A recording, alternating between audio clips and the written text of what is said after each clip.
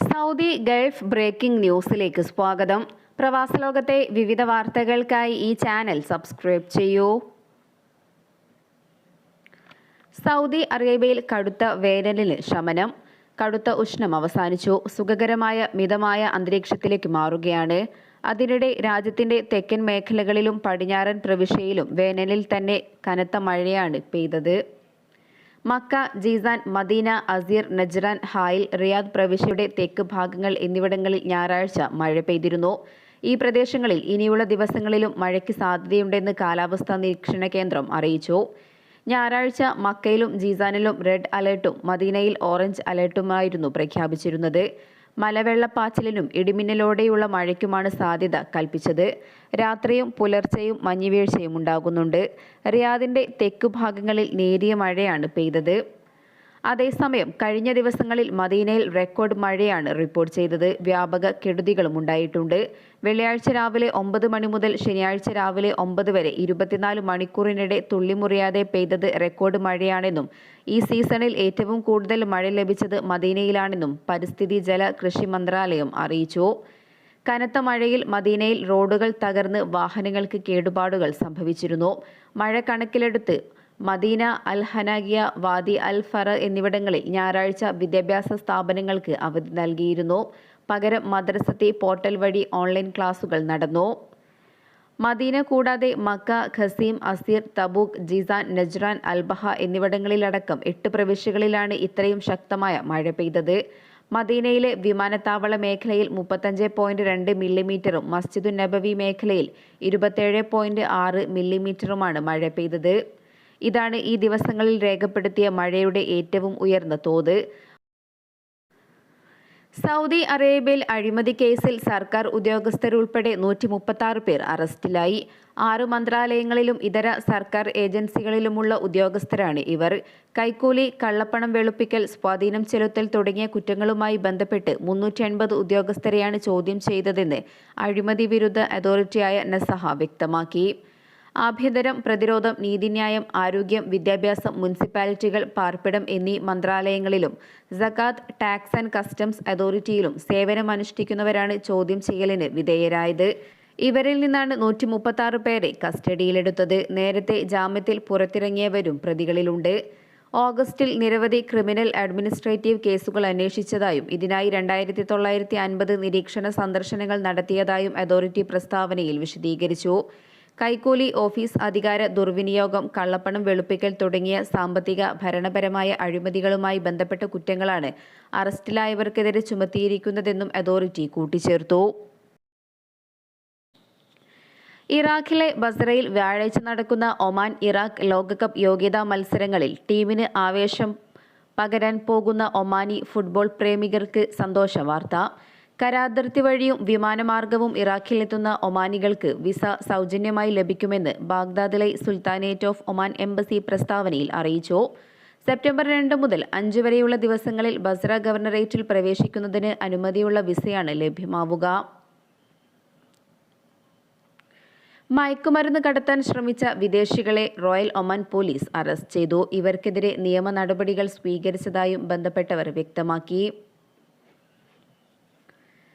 Seeb വിലായത്തിൽ വീടിന് തീപിടിച്ച് 2 പേർ മരണപ്പെട്ടു. ഒരാൾക്ക് ഗുരുതരമായി പരിക്കേറ്റതായും സിവിൽ ഡിഫൻസ് ആൻഡ് ആംബുലൻസ് വിഭാഗം അറിയിച്ചു. പരിക്കേറ്റയാളെ ഉടൻ ആശുപത്രിയിൽ എത്തിച്ച് വിദഗ്ധ ചികിത്സ ലഭ്യമാക്കി. മരണപ്പെട്ടവരെക്കുറിച്ചോ പരിക്കേറ്റയാളെക്കുറിച്ചോ കൂടുതൽ വിവരങ്ങൾ അധികൃതർ പുറത്തുവിട്ടിട്ടില്ല. തിങ്കളാഴ്ച രാവിലെയായിരുന്നു അപകടം. അതേസമയം തീപിടുത്തത്തിന്റെ കാരണം വ്യക്തമല്ല. താമസ കെട്ടിടത്തിനുള്ളിൽ നിന്നും തീ ഉയരുകയായിരുന്നു. സംഭവമറിഞ്ഞ് നിമിഷങ്ങൾക്കകം സ്ഥലത്തെത്തിയ അഗ്നിശമന സേന അംഗങ്ങൾ തീ നിയന്ത്രണ വിധേയമാക്കുകയായിരുന്നു. എന്നാൽ ഇതിനിടെ 2 പേരുടെ മരണം സംഭവിച്ചിരുന്നു. വീടിനുള്ളിൽ പുക നിറഞ്ഞ നിലയിലായിരുന്നു.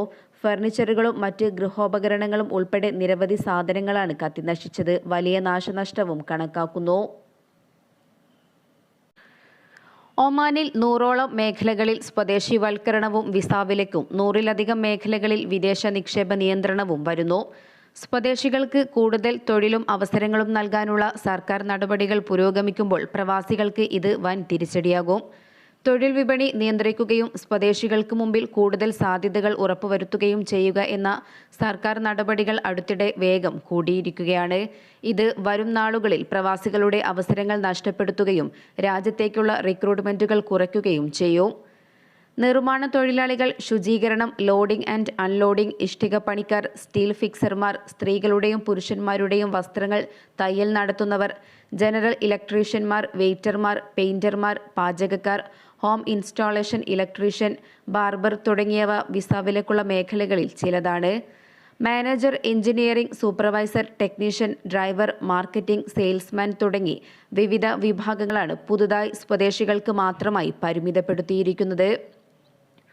യൂസ്ഡ് വാഹനങ്ങളുടെ വിൽപ്പന, മൊബൈൽ കഫേ, ശുദ്ധജല മത്സ്യകൃഷി, മെയിൽ ബോക്സ് വാടക സേവനങ്ങൾ, പൊതു ക്ലർക്കുമാരുടെ സേവനങ്ങൾ, സ്റ്റാൻഡ് സർവീസ് സെന്റർ, പാചക ഗ്യാസ് ഫില്ലിംഗ് സ്റ്റേഷനുകളുടെ പ്രവർത്തനവും നിയന്ത്രണവും, ബാറ്ററികളും ഉപയോഗിച്ച ഓയിലും ശേഖരിക്കൽ, ഗ്രോസറി സ്റ്റോറുകൾ, കരകൗശല ഉൽപ്പന്നങ്ങൾ തുടങ്ങിയവ പുതുതായി വിദേശ നിക്ഷേപം നിരോധിച്ചവയിൽ ചിലതാണ്.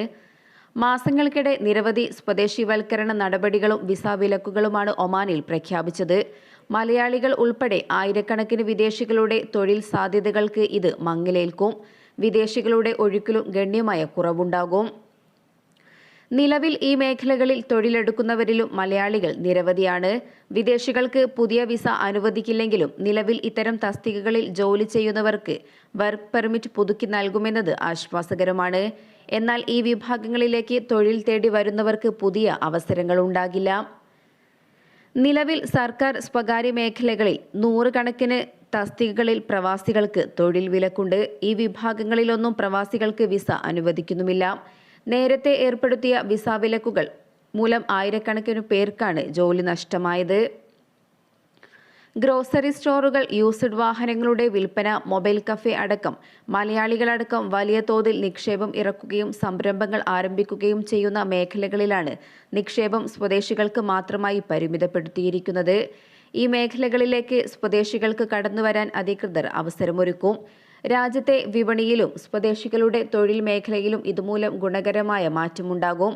ഒമാനി സമ്പദ് വ്യവസ്ഥ ശക്തിപ്പെടുത്തുന്നതിന് ചെറുകിട ഇടത്തരം സംരംഭങ്ങളെ ശാക്തീകരിക്കുകയാണ് സർക്കാരിന്റെ മുൻഗണന നൽകുന്നത്. തങ്ങളുടെ പദ്ധതികൾ സ്ഥാപിക്കുന്നതിന് ഒമാനികൾക്ക് ഇളവ് നൽകുന്നതും പൗരന്മാർക്ക് തൊഴിലവസരങ്ങൾ സൃഷ്ടിക്കുന്നതും പുതിയ നീക്കത്തിന്റെ ലക്ഷ്യങ്ങളാണ്. വിദേശ നിക്ഷേപകരെ തടയുന്ന വാണിജ്യ പ്രവർത്തനങ്ങളിൽ ഒമാനി നിക്ഷേപകരെ മാത്രമേ അനുവദിക്കൂ. അതേസമയം 2000-ലേറെ വാണിജ്യ വ്യവസായ പ്രവർത്തനങ്ങളിൽ വിദേശികൾക്ക് നിക്ഷേപിക്കാൻ ഇപ്പോഴും അനുവാദമുണ്ട്. നിയമമനുസരിച്ച് അനുവദിക്കപ്പെടുന്ന കമ്പനികളിൽ വിദേശികൾക്ക് 100% ഉടമസ്ഥാവകാശവും ഉണ്ടാകും.